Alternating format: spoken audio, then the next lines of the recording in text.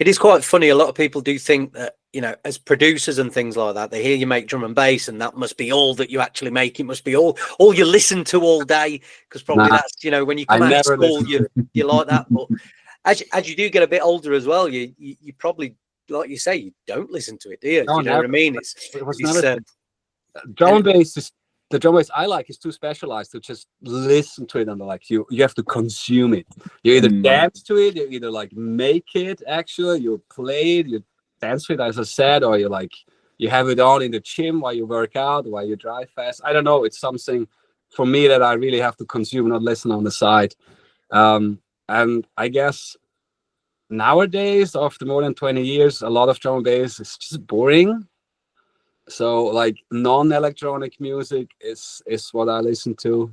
I like my wife puts on some progressive rock because it's so different. My brain can't like analyze some mix downs and analyze sound design, so it's much more relaxing to me to listen to. Yeah, I guess when I listen to other music to music at all, it's almost never drum and bass. Yeah, 100%. I listen to a lot of podcasts, you know, in my spare time. What's that, sorry? Podcasts. You know, comedy podcasts, you know, like I come from like I started, I think it was like maybe around 2012. I discovered like a thing called Opie and Anthony, which is a bit like Howard Stern. Do you remember Howard Stern? Yeah, of course. US? Yeah, so he's kind of, they call it a shock jock. So like radio, talk radio, but quite offensive and, you know, kind of taking the mickey and stuff.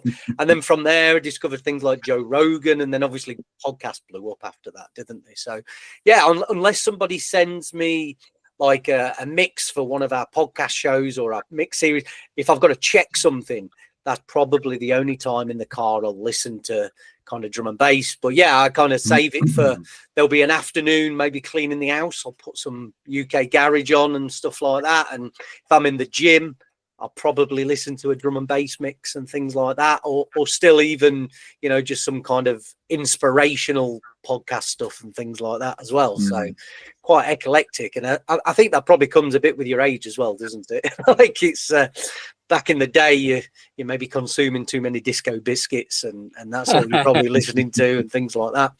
What do you listen to that's not drum and bass, Kenny, then? Have you got an eclectic? I've got, a really wide range of tastes for sure. I came from the kind of punk rock scene and all the rest of that, so I still listen to a lot of punk, metal, kind of hip hop as well, and as much weird, odd electronic stuff as I can find, because that's often where on the fringes is where you get these wild ideas, right? If you're listening to something and it just sounds like something you've never heard before, and you think, how can I put that into what I'm doing? That kind of new idea or something, and that's why it's good to kind of search outside of your zone and pay attention to other music, I think. And like Aaron says, I think when you've analyzed drum and bass to the minutiae of like milliseconds of the transient of the kick and the snare, it's really hard to listen to it in the same way that you used to for pure enjoyment. You have to be doing something. I listen to a lot of drum and bass when I'm skateboarding, like out skating and doing stuff like that, because it's an activity and then I can get into the zone. But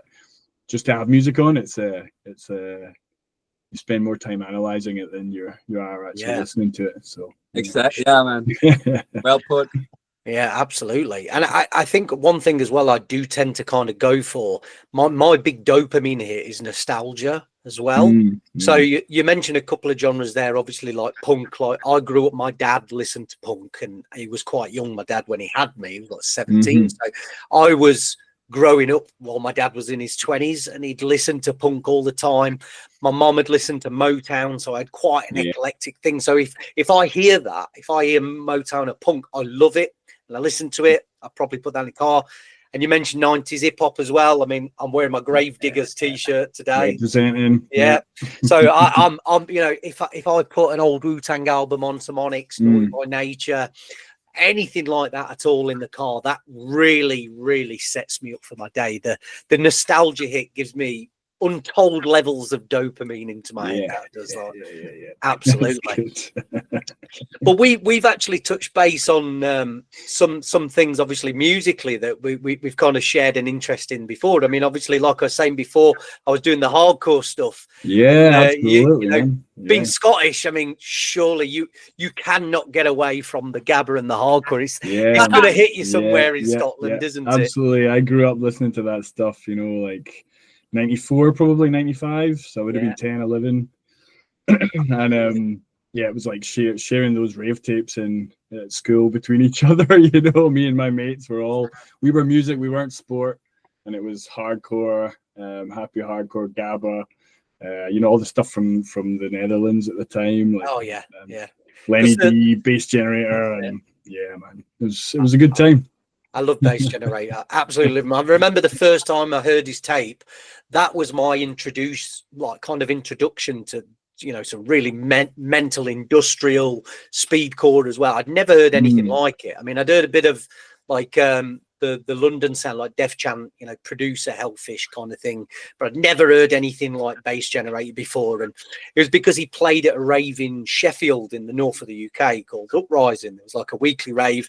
That's where me and all my school friends went and kind of enjoyed it. But yeah, I mean, even now, like I see, if I make music, a lot of my influencers go, right, you know what? I want that sample from that Roughneck tune, or I want to get that sample. Everything to me has always had that influence. Yeah. Because it was still quite close to hip hop as well in terms of samples and all the rest, right? Hey, here he is. James, that's all right. Yes, I'm late. Welcome to the late arrival of James Magnetude. How's it going, buddy? Yeah, I'm all right, man. Just a little bit, when you've just done like 101 things and you've got to jump into something and you're still a little bit all over the place. That's all right, mate. That's all right. How about we let you just kind of listen to what me and Kenny are talking about in our conversation here, and then we'll start to include you as you climatize to the conversation and the energy that we've already got. But me and Kenny were just talking about old school Gabber, basically, and kind of music influences. So do you regularly take any kind of influence from those sounds in your music? Because obviously there's definitely some hardness, some metal aspects that maybe you'd see in the Gabber stuff as well, Kenny.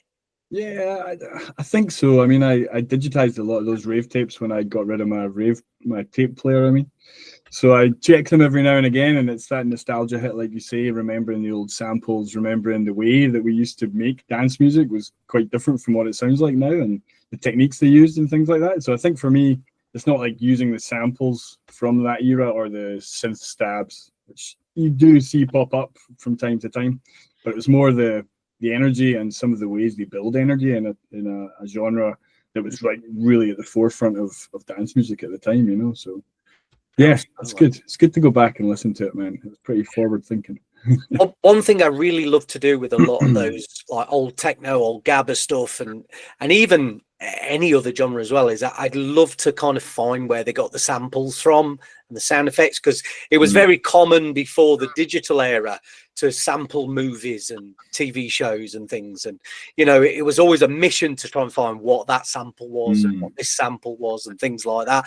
You can't really do that as much now, but did you take anything like that? Because obviously you use a lot of original stuff now as well, and that's kind of replacing those sounds, isn't it? When you're using your vocals, back in the day you probably would have sampled that, wouldn't you?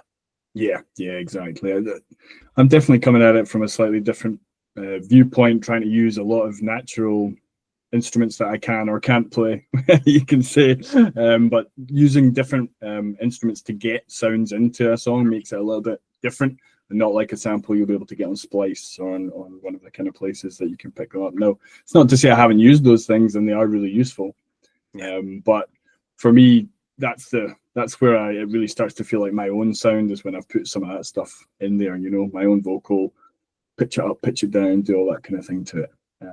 But yeah, those old samples, I've got a few of those old classic sample CDs digitized that they used to use, and it's just like they used every single sample in the entire CD. You would recognize every single one from the early rave era. It was basically 2 or 3 sample CDs those guys had, and yeah, I dug around on torrents for those a long time ago.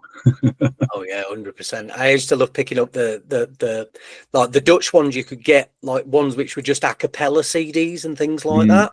And I remember going to Rotterdam Records in Holland about 2003, and I spent like I must have spent about 150 quid on a cappella CDs, which had all of the Roughneck samples and things like that. And I used to toy around with those as well.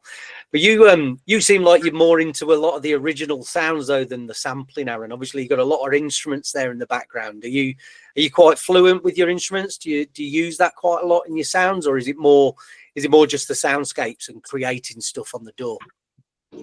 Excuse me, are you addressing me? I didn't catch them. Oh, sorry. Yeah, sorry, Aaron. I was talking about you. Actually, You've got a lot of instruments in the background there. So. Wake up, Aaron. It's your turn. It's my broken MIDI keyboard, man.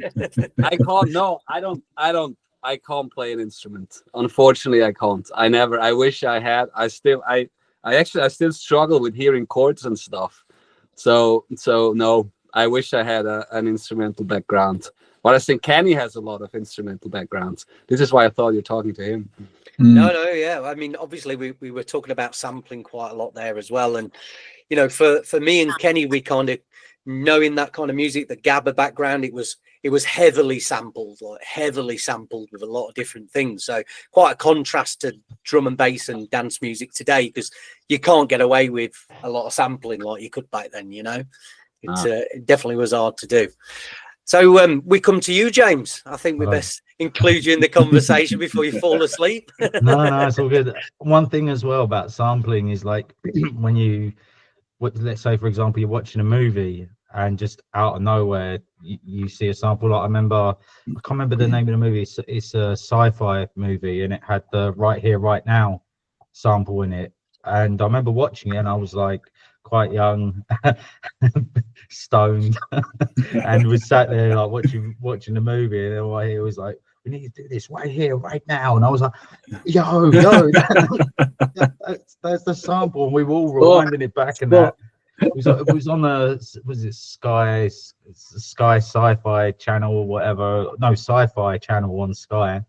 And we just kept rewinding it back and then showing it to my friends. It was like, see, it's the Fatboy Slim sample. And we were all just like, rah, like, you know, you do have those kind of mind-blowing experiences. So yeah, we watched a horror movie, didn't we?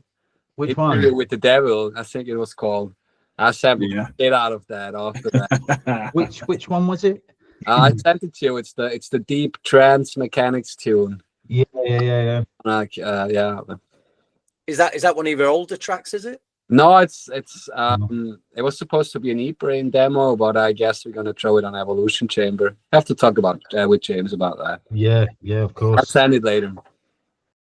What's up, everyone? Lee UHF here, the host of Yo DNB Raps. Thank you for watching our videos. If you like what you're hearing and seeing on the channel, please make sure you're subscribing to it. Please make sure you thumbs up the videos, and more importantly, let's get some comments going as well. It really helps the channel, and in order for us to provide this content to you, we do need the channel to grow. So we can't do this without your help. Hope you enjoy the video. Speak to you soon.